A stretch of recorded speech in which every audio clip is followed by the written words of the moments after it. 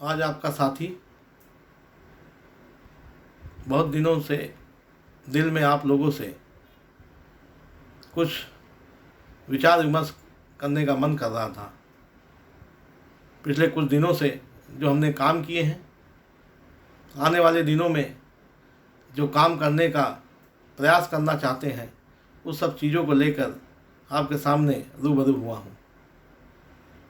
आज पूरे दुनिया में जो महामारी कोविड-19 के तौर पर फैली हुई है, जब से हिंदुस्तान में आई है, बम्बई में मार्च महीने से लेकर अब तक हमने लोगों के बीच में, लोगों के साथ मिलकर उनके दुख सुख में काम किया। लोगों को चाहे बांद्रा के इलाके में है, धराई के इलाके में, गोलीबार के इलाकों में, यहाँ तक कि अंधेरी वर्सोवा के इलाकों में खाना पहुँचाने का प्रयास किया। कोशिश की कि लोग भूखे ना सोएं, और उसमें हम लोगों ने सफल भी हुए। जिन घरों में राशन नहीं थे, यहाँ से लेकर धानु, नाला सुपारा, बांद्रा ईस्ट, बांद्रा वेस्ट, धरावी, लोनावाला, बहुत से ऐसे इलाकों में घरों में राशन भी पहुंचाने का प्रयास किए। लोगों को अपने वतन जाने में जब मौका आई, लोगों ने कहा कि हमें अपने वतन जाना है, उनको वतन भेजने में भी हमने बढ़ चढ़कर हिस्सा लिया। इन तमाम कोशिशों में बहुत से NGOs ने, बहुत से लोगों ने, मुंबई पुलिस के अधिकारियों ने, महानगर पालिका के अधिकारियों ने, और ख़ासकर उन IHRO के मेंबर्स ने जो बढ़ चढ़कर सहयोग दिया और काम किए, उनका तहे दिल से आज मैं शुक्रिया अदा करता हूँ। आने वाले दिनों में बहुत बड़ी चुनौती हम लोगों के सामने आई है, बेरोजगारी का है, मजलूमों के साथ इंसाफ का है, लोगों का एजुकेशन का है। बहुत से ऐसे मसाइल्स हैं जो सामने आई है, और हमने कभी भी लोगों के मसाइल से पीछे नहीं हटे।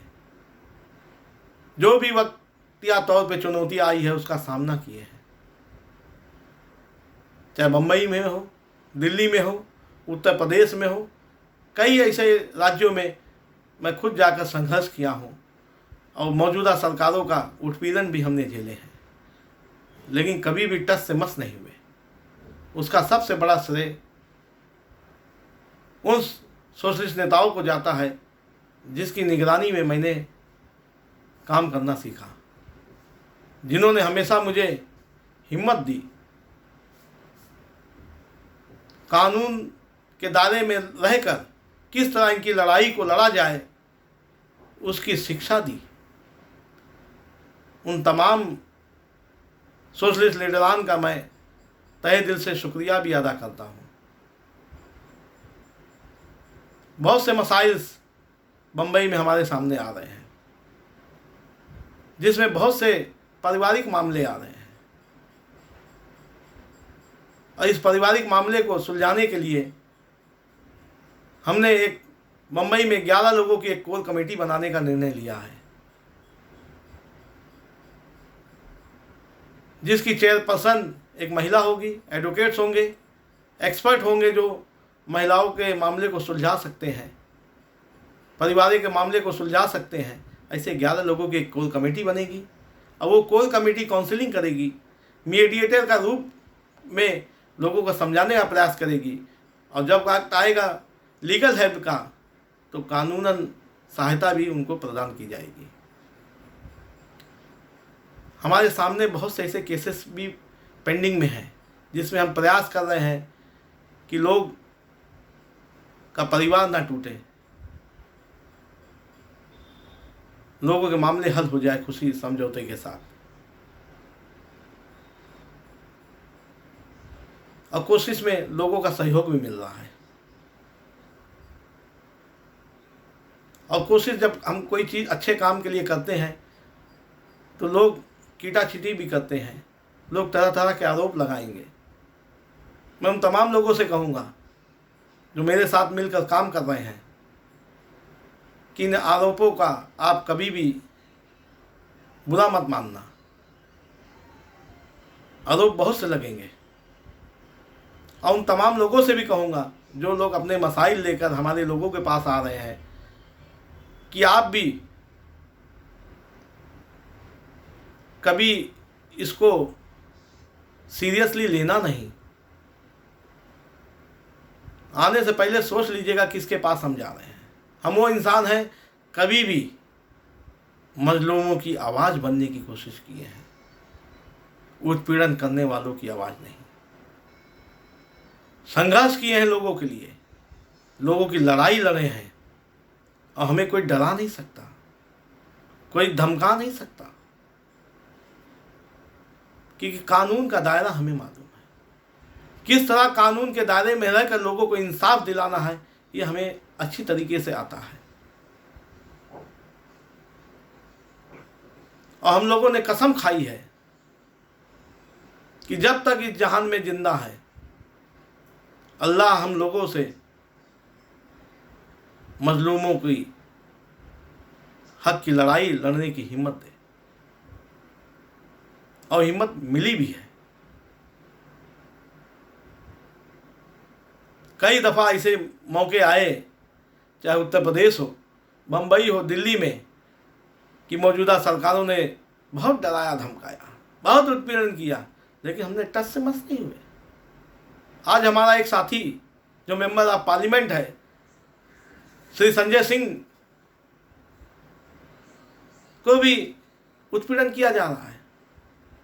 मैं उत्तर प्रदेश सरकार से कहना चाहता हूँ कि कानून, इंडियन कानून को ध्यान में रखकर आप कार्रवाई करें। लोगों के बीच गलत संदेश जा रहा है कि आपके खिलाफ अगर कोई बोलेगा तो आप उसके ऊपर FIR लगाएंगे। मेरा निवेदन है कि आप लोगों से बात करें, लोगों की शिकायतों को सुने, लोगों की समस्याओं को सुने और उसका निराकरण करें। ये नहीं कि लोगों की आवाज़ को कोई आप तक पहुंचाने का प्रयास करे तो आप उसका उत्पीड़न करें। संजय सिंह जी, हम 10 से 15 NGOs के लोग 23 से 25 के बीच में आपसे मिलने दिल्ली आ रहे हैं। अपना सपोर्ट आपको हम देंगे और ज़रूरत पड़ी कभी भी उत्तर प्रदेश या दिल्ली में हम पूरे ताकत के साथ आपके साथ खड़े रहेंगे। और कोई घबराने की ज़रूरत नहीं है। इस देश में हमेशा लोगों ने साथ दिया है। अंग्रेज़ों से लोगों ने नहीं डरा तो कुछ लोगों से डरने की कोई ज़रूरत नहीं है। लोगों ने हिम्मत के साथ अंग्रेज़ों को भी भगाया है। लोगों ने हिम्मत के साथ बहुत से जुल्म करने वाले राजाओं को भी सबक सिखाया है।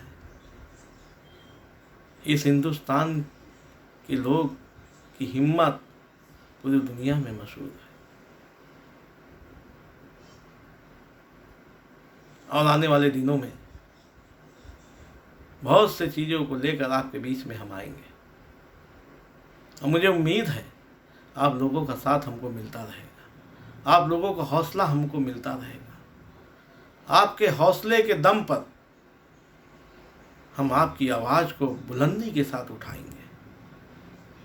आप कभी मायूस ना होना। मायूस हुआ इंसान कभी भी लड़ाई नहीं लड़ सकता, तो मायूस कभी मत होना। आपकी लड़ाई में हम आपके साथ हैं।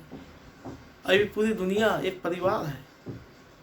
हमारा सोचना है कोई भी इंसान इस दुनिया में पैदा हुआ है तो एक ही परिवार का हिस्सा है। लड़ने का नहीं, मोहब्बत बांटिए, प्यार बांटिए आपस में। किस तरह कोई आपस में कुछ हो जाता है उसको ख़त्म करने की कोशिश कीजिए। हमसे जितना अच्छा हो सके उतना अच्छा करने का काम करें। किसी को फंसाने के बजाय किसी को निकालने का काम करें। कोई कहीं फंसा हुआ है, कहीं दलदल में गिरा हुआ है, उस दलदल से उसको निकाल कर अच्छी जगह पे लाने का काम करें। एक अच्छा इंसान बनने की कोशिश करें। गलतियां भी हो जाती हैं इंसानों से, कोई फरिश्ता तो है नहीं इंसान, लेकिन उस गलती को भी सुधारने का काम आप कर सकते हैं और उस गलती को सुधारने के साथ साथ आप एक अच्छे इंसान बन जाएंगे। दुनिया में वही लोग याद किए जाएंगे जो लोगों के साथ कुछ किए हैं, समाज को कुछ दे गए हैं और लोग उसको याद भी करते हैं। जब तक दुनिया है लोग याद किए जाएंगे। तो मेरा आप लोगों से यही गुजारिश है कि आप लोग आए, अपने मसाइल से लेकर हमारे से जुड़े, हम सब मिलकर एक नई दुनिया, एक नया विचार, एक नई कल्पना लेकर काम करें। अच्छाई के साथ बुराई को भगाएं।